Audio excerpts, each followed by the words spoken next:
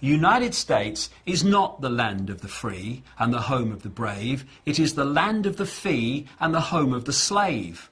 And more Americans are waking up to that fact, and hallelujah to that, because only if they do so and then act upon their new perception will they truly have any chance of living in a land that is anyway associated with freedom, and a land that makes a contribution to peace in the world, not a contribution to more and more slaughter, more and more conflict, and therefore more and more acquisition of people and land. The world is headed towards a society, a global society, very much along the lines that was described by George Orwell in his book 1984. I'm almost hesitant to use the phrase, the world is heading, because the world is to a large extent there. It's not a case of whether we are going to allow the world to go into a police state. We already are in one.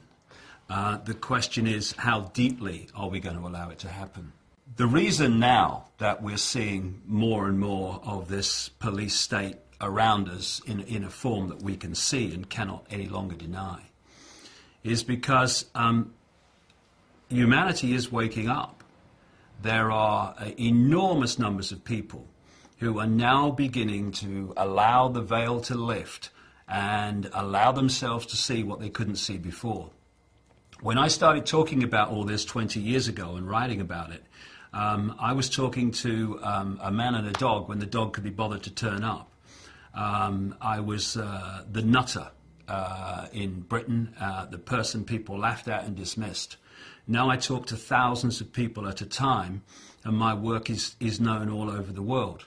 I have been a barometer for a dramatic awakening of vast numbers of people, and it's an exponential curve. We are now at the point where those institutions and these institutions of control and surveillance and all the rest of it are now being put in place. So this hidden dictatorship all this time is now coming to the surface where it can be seen. And this gives us an opportunity for people to actually start to do something about what's happening. Because instead of being some far off sometime over the rainbow, it might come sometime, it's now in our face. The police state is staring us in the eye, and it's getting more and more imposed upon us and more imposed on society every day. They look at the world, they know there's something not right. There's something that's not the way they want it to be, and they feel uneasy about it. But they try to placate those fears, not by facing them, but by trying to find a way of making them disappear with words like, oh no, we would never allow a police state. Not in America, no, never allow a police state. Britain, never allow a police state. I wonder if they said that in Germany just a few decades ago. We'd never allow a dictatorship in Germany. We're a land of freedom. And look what happened. In a few short years, they had a grotesque dictatorship. And that's how fast it can come. From the Weimar Republic to the Nazi dictatorship in Germany by Hitler and company was a few years, not even a few decades. And the greatest weapon of any dictator is to divert attention from the people. So they're looking the other way and allowing the dictatorship to be built and imposed and all the infrastructure put in place. So by the time they absolutely have to face reality, it's all there. It's all done.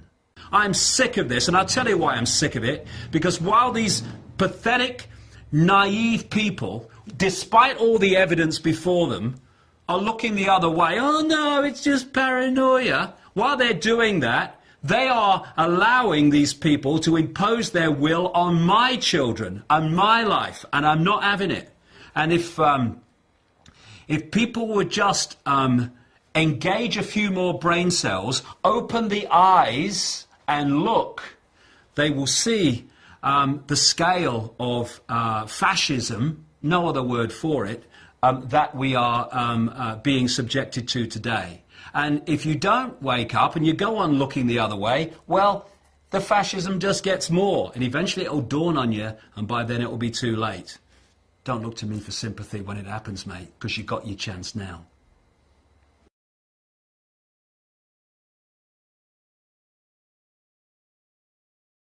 Good Lord.